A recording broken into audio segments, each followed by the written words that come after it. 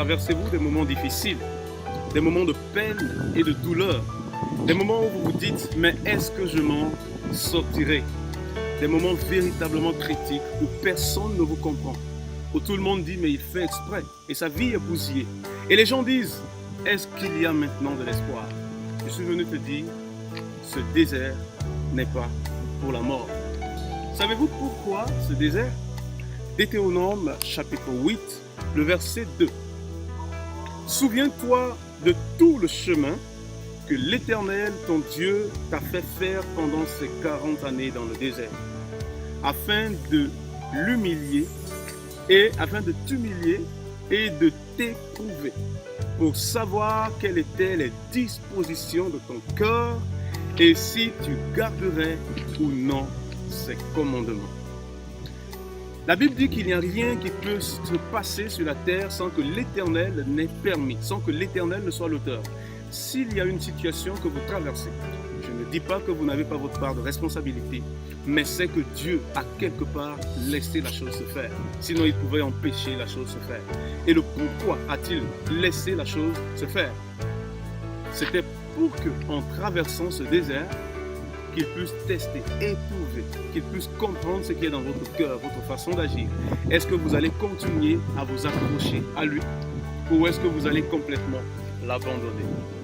Votre désert n'est pas pour la mort. Un jour, Jésus avait fini de prêcher et il a dit à ses disciples, alors que je renvoie la foule, vous levez-vous, prenez la barque et devancez-moi, je vous arrive. Il est parti prier et à un moment donné de la nuit, lorsqu'il y avait de la tempête et tout le reste, Jésus a commencé à marcher sur l'eau et à aller vers ses disciples, parce que ses disciples étaient bien loin déjà dans le lac.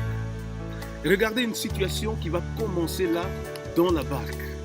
C'est une situation de questionnement, une situation de peur, une crise, parce que la tempête était là de toutes parts, le vent soufflait de toutes parts, leur vie était en danger.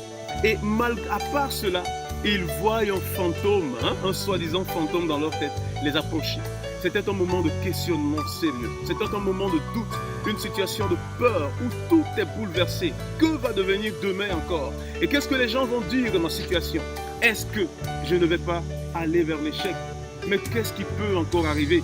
Ils se posaient toutes les questions. Ils cherchaient toutes les situations, toutes les solutions possibles, les hypothèses possibles. Mais tout partait vers l'échec. Et à un moment donné, Pierre va utiliser deux armes très précieuses. Ces deux armes vont vous aider dans toute votre vie. Je vous rappelle, ce désert n'est pas pour la mort. Cette barque, la situation que Pierre et les autres vivaient n'était pas pour la mort. Alors Pierre va décider de sortir de la barque du doute. Pierre va décider de sortir de la barque du questionnement, de sortir de la barque de la peur. Il a de l'audace. Il se lève et il bouge. Il dit, Seigneur, si c'est toi, ordonne que je parte vers toi. Pierre a utilisé son audace, il a utilisé la foi. Il s'est levé et il a marché vers le Seigneur. Je veux vous dire quelque chose. Regardez, ceci sont ces deux clés. Si vous voulez sortir de votre barque du doute, du questionnement, votre grand désert que vous traversez il y a de cela des années, il y a deux choses que vous devez faire. Un, il vous faut de l'audace. L'audace est une volonté sauvage, une volonté qu'on ne peut pas apprivoiser, une volonté qui fait déplacer les montagnes. L'audace, c'est aussi prendre des risques. L'audace, c'est avoir confiance en soi-même. Pierre a eu confiance en lui-même. Vous savez, si vous n'avez pas confiance en vous-même dans le projet que vous faites, si vous n'avez pas confiance en vous-même dans ce que vous entreprenez, personne n'aura confiance en vous. Vous devez être la première personne à avoir confiance en vous. Vous devez être votre premier fan. Et ainsi, les autres auront confiance en vous selon ce que vous faites. Pierre a eu confiance en lui et il savait qu'il pouvait le faire si seulement le Seigneur le soutient. Deuxième point, ayez foi en Dieu. 1. Ayez foi en vous-même, puis ayez foi en Dieu. Les deux associés vous propulseront plus loin. Ce sont les deux piliers qui vous aideront toujours à sortir de votre désert. Rappelez-vous que votre attitude dans le désert va déterminer le temps auquel vous allez sortir. Parce que votre attitude va toujours déterminer votre altitude. Pierre décide de sortir de la barque et d'avancer vers Jésus.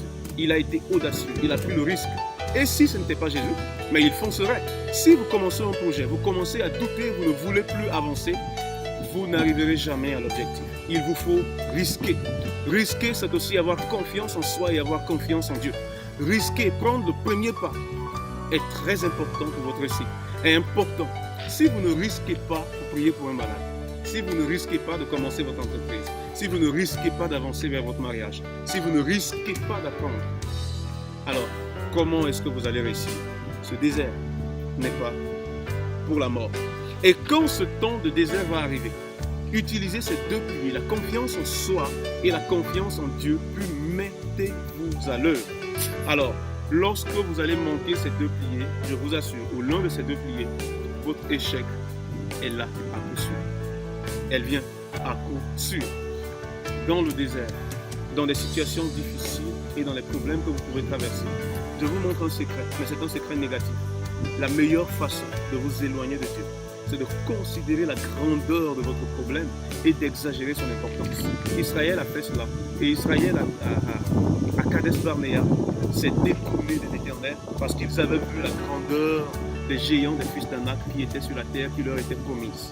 Ne regardez pas aux géants qui est sur le chemin que Dieu a placé pour vous. Ne regardez pas aux fils d'Anak, ces géants, ces puissants qui sont devant vous. Et pourtant, derrière eux se trouve votre terre où coule le lait et le miel. Foncez, avancez, ayez l'audace, sortez de la barque du doute et de la barque du questionnement. Avancez en ayant confiance en Dieu. Parce que c'est en avançant que vous prouvez que vous avez confiance en Dieu. Ah oui, c'est vrai. Ayez confiance en Dieu. Avancez tout simplement. La foi, je vous donne une autre définition de la foi. Quand vous êtes dans une situation pareille, la véritable foi n'est pas de regarder à la grandeur de la façon dont vous croyez ou dans des expériences que vous avez traversées, mais votre véritable foi sera votre capacité à avoir confiance en Dieu, à la grandeur de Dieu. Par la foi, regardez plus grand Dieu par rapport aux problèmes que vous traversez. Regardez moins à votre façon de croire. Croyez que Dieu est plus grand que votre situation. C'est là la véritable foi. Ne regardez pas à la grandeur de votre croyance, mais regardez à la grandeur de Dieu, à la grandeur de sa capacité d'action. Et vous verrez Dieu agir. Votre désert n'est pas pour la mort. Vous pouvez sortir de là. Agissez.